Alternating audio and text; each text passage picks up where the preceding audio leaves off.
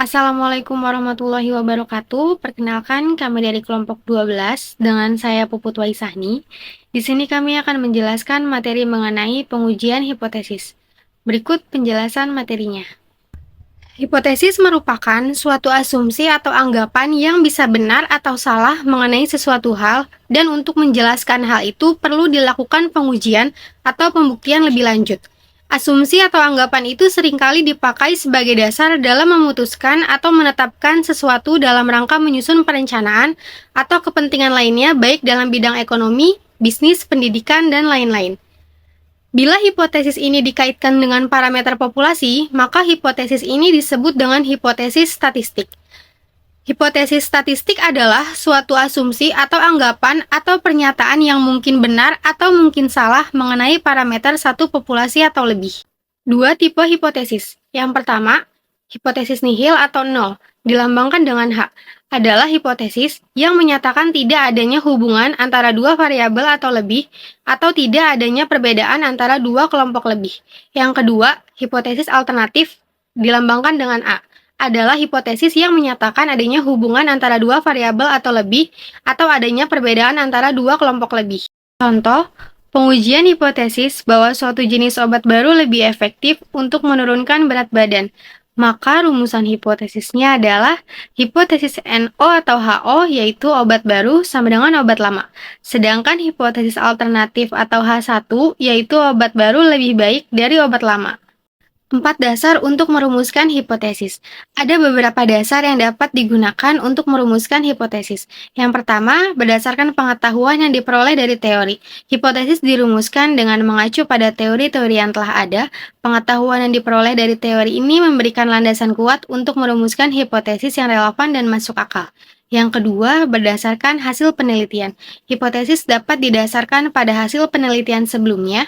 Penelitian sebelumnya sering memberikan petunjuk mengenai hubungan antar variabel yang dapat dieksplorasi lebih lanjut. Yang ketiga, berdasarkan pengalaman.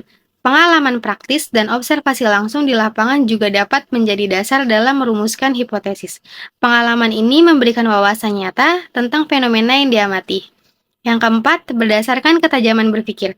Ketajaman berpikir, kreativitas, dan intuisi peneliti juga memainkan peran penting dalam merumuskan hipotesis. Peneliti yang mampu berpikir kritis dan analitis dapat mengidentifikasi hubungan potensial yang mungkin belum pernah dipertimbangkan sebelumnya. Dengan dasar-dasar ini, hipotesis yang dirumuskan akan memiliki landasan yang kuat dan berpotensi memberikan kontribusi yang signifikan dalam penelitian ilmiah. Oke, di sini saya akan menjelaskan tentang kesalahan jenis pertama dan kesalahan jenis kedua. Yang pertama itu ada kesalahan jenis pertama adalah kesalahan akibat menolak hipotesis nol, padahal hipotesis nol itu benar, sehingga sesungguhnya harus diterima. Yang kedua itu ada kesalahan jenis kedua adalah kesalahan akibat menerima hipotesis nol, padahal hipotesis nol itu salah, sehingga sesungguhnya harus ditolak. Oke, selanjutnya di sini saya akan menjelaskan tentang sifat-sifat pengujian hipotesis. Yang pertama itu ada bila hipotesis nol salah, maka nilai beta akan mencapai maksimum.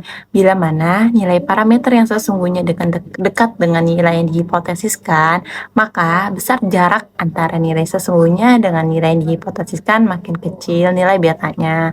Yang kedua itu ada makin besar ukuran sampel, maka nilai alfa dan beta akan makin kecil. Uji satu arah dan dua arah. Yang pertama itu ada pengujian satu arah atau one direct. Itu terdiri dari dua contoh. Yang pertama itu ada uji arah kanan. Contohnya itu IPK mahasiswa wanita lebih baik daripada pria. Jadi ada hubungan yang positif antara X dan Y. Yang kedua itu ada uji arah kiri. Contohnya itu kayak IPK mahasiswa wanita lebih rendah daripada pria. Jadi ada hubungan yang negatif antara X dan Y. Selanjutnya itu ada pengujian dua arah atau two-tailed. Digunakan untuk menguji hipotesis non-direksional atau belum jelas arahnya. Contohnya itu kayak ada perbedaan dan ada korelasi. Demikian presentasi yang bisa kami sampaikan. Kurang lebihnya mohon maaf. Wassalamualaikum warahmatullahi wabarakatuh.